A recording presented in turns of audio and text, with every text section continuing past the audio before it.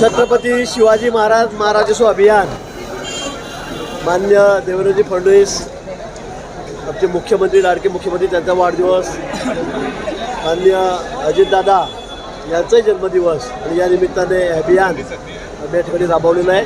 जवळपास 5,000 लोकांना आम्ही या ठिकाणी सर्टिफिकेटचं वाटप या ठिकाणी केलेलं आहे. शासन आपल्या दारी शासनच आपल्याला घरपोच सगळे सर्टिफिकेट या ठिकाणी देत आहे. शाळेच्या विद्यार्थ्यांपासून घरकुलांपासून अबालवृद्ध आहे सगळ्या योजना आहेत सगळ्यांचं सर्टिफिकेट बनवून लोकांना घरपोच या ठिकाणी देण्यात आलेलं आहे.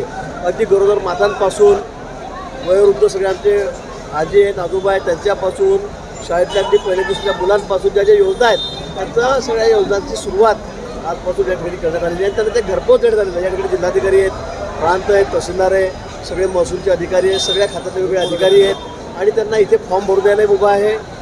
पगार सुरू करायचे असतील त्या योजना सुरू करायच्या असतील जे असतील ते सर्वांच्या योजनेची सुरुवात आज या ठिकाणी आपण घरपोच लोकांना देण्याचं काम शासनामार्फत या ठिकाणी करण्यात आलेलं आणि राज्यभर ही सगळी योजना राबवली जाते.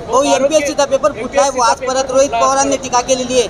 एमपीएससीचा पेपर फुटलेला आहे नागपूरमध्ये रोहित पवारांनी टीका केलेली आहे. मला खरंच या बाबतीत माहिती नाही. मी एक कार्यक्रमावर हाच कार्यक्रम 4 तास लेट झालेला आहे त्यामुळे मला या बाबतीवर कुठली माहिती घेऊन मी बोलू शकेल. काल ठाकरेंनी मोर्चा एमपीएससीचा पेपर फुटत असेल एक फारच गंभीर बाब आहे. ते मला या बाबतीवर खरंच कल्पना नाही. मी आता माहिती तुम्ही सांगताय म्हणून मला कळलं. किती वेळ झाला गोष्टीला? आज सकाळी फुटला औषध निरीक्षकाचा पेपर फुटला माझ्या ऐकण्यामध्ये नाही. मला वाटतं एमपीएससीने या बाबतीवर स्पष्टीकरण नाही. मला असे आपले कार्यकर्ते सांगतात पण मला या बाबतीवर अजिबात पाहिजे त्याशिवाय त्याला बोलता येणार. काल ठाकरेंनी मोर्चा काढला होता जल्लोष मोर्चा काढला होता काल मुंबईमध्ये राज ठाकरेंनी उद्धव ठाकरेंनी तिरंगा सगळ्यांनी सांगितलं. मी आधी सांगितलं आयते पिढ्यात लागोबा बेगाने शादी मी अब्दुल्ला दिवाना म्हणजे बँड वाजला गावात काही लोक असे असतात बँड वाजला की ते नाचत राहतात लग्न कोणाचं माहीत नाही तर चालले नाचायला अशी परिस्थिती काही लोकांची आहे. तशी परिस्थिती ठाकरेंची झालेली मला असं वाटतं. आता याचं काही घेणं नाही. यांच्या काळामध्ये टी घोटाळा एवढा मोठा झाला इतका मोठा घोटाळा झाला की तो कधीच झाला नाही आजपर्यंत. तेव्हा यांना सुचलं नाही मोर्चा काढणं पण आता मोर्चा काढणं आंदोलनं करणं स्वतःचा काही संबंध नाही. लोक आपल्या मागे कोणी आता जनाधार राहिलेला नाही असे कोणीतरी विद्यार्थ्यांना मग हाताशी धरून किंवा त्यांच्या भावना भडकवून आपण चला मी पण तुमच्यासोबत येतो हे काम त्यांचं चाललेलं आहे. पण फारसा की त्यांना राजकीय फायदा या विषयाचा होणार नाही. मात्र या ठिकाणी बघायला गेलं तर राष्ट्रवादी आणि शिवसेना बघण्याची भूमिका गेली असं आदित्य ठाकरे यांचं म्हणणं आहे. कोणी बघायची भूमिका घेत नाही. आम्ही सगळे एक आहोत. तुम्ही काळजी करू नका. मी अजूनही त्यांना सांगेल की तुम्ही असे उपद्रव करण्यापेक्षा आपला पक्ष कसा वाढेल आपले आमदार आपल्याजवळ कसे राहतील आता आपले महापालिकेतले मुंबईच्या नगरसेवक आपल्याजवळ कसे राहतील यासाठी प्रयत्न करा. हे नुसता उपद्रव करून तुम्हाला राजकीय त्याचा कुठलाही फायदा होणार नाही. संजय राऊतांनी म्हटलंय की देवेंद्र फडणवीस हे दिल्लीत जाणार आहेत त्यांना केंद्रीय शिक्षण मंत्रिपद मिळणार आहे असं संजय राऊतांनी दावा केला आहे. तुम्हाला आधी सांगितलं ज्योतिषकार झाले सध्या तर काही भविष्य वर्तवतात.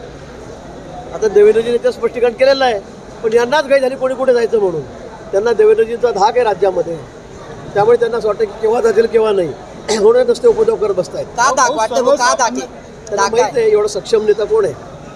त्यांना माहीत आहे एवढा अभ्यासू एवढा सक्षम नेता राज्यामध्ये असताना त्याला कुठे संधी मिळत नाही. सर्वसामान्य जनतेसाठी शासनाने HRPC नंबर प्लेट कंपल्सरी केलेल्या आहेत मात्र HRPC नंबर प्लेट सर्वसामान्य जनतेसाठी केले आहे मात्र सत्ताधारी विरोधक यांच्या गाडीवर अद्यापही HRPC नंबर प्लेट्स नाही आहे. नाही सगळ्यांना कंपल्शन आहे. कोणी त्यातून सुटणार नाही. कोणी सुटणार नाही. सगळ्यांना हे कंपल्सरी आहे. त्याची मुदत दिलेली आहे त्या मुदतीमध्ये सगळ्यांनी या नंबर प्लेट बसवल्याच पाहिजे. कुठेतरी डिसिप्लिन लागलं पाहिजे.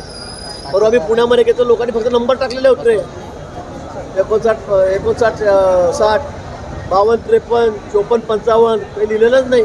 मी खाली उतरून रात्री स्वतः पहिलं मोबाईलवर फोटो घेतात तेव्हा मला कळालं की ते MH12 असं काहीतरी आहे म्हणून. म्हणजे अशा पद्धतीने अजिबात चालणार नाही. शिस्त असली पाहिजे कुठेतरी. जगामध्ये कुठल्या देशामध्ये अशी पद्धत नाही. नाना भाऊ मामा काका असे नंबर टाकायचे त्याची कुठे पद्धत नाही. मला वाटतं ही शिस्त लागलीच पाहिजे आणि त्याचा लोक अपघात करतात ॲक्सिडेंट करतात पळून जातात कोणी येतं कोणावरही फायरिंग करतं कुठे कुठे गाडीचा नंबर ट्रेस होत नाही. मला वाटतं यासाठी हे आवश्यक आहे ते केलंच पाहिजे. आहे ना माझ्या गाडीवर नंबर आहे. नियमानेच आहे माझ्या गाडीवर नवीन नियमानुसार नंबर. हो माझ्या गाडीवर नियमाने नंबर आहे.